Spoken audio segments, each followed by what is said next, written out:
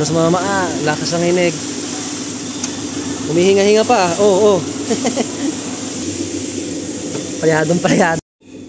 Hyundai Ion. Palyado. Nagpalit na si sir ng spark plug nito. So palyado pa rin siya. 30303. So misfire. Cylinder 3. Check natin yung spark plug ulit, tsaka yung high tension wire. Check na rin natin yung ignition coil. So ito chinek natin. Tanggal yung socket ng ignition coil. So maayos pa yung high tension wire. Yan, maayos pa yung high tension wire, parang bago-bago pa to eh. So ito lang yung socket. Yan, natanggal. Kaya siya namamalya. Kaya cylinder 3. Ito yung cylinder 3. 1, 2, 3. Ito. Kapit lang natin to.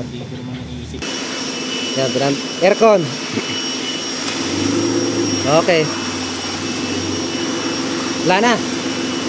Okay na. Sakit lang. So, pagka namalya po yung iyon nyo, yan lang po i-check nyo. Spark plug, high tension wire, at saka yung socket ng ignition coil, baka natanggal lang.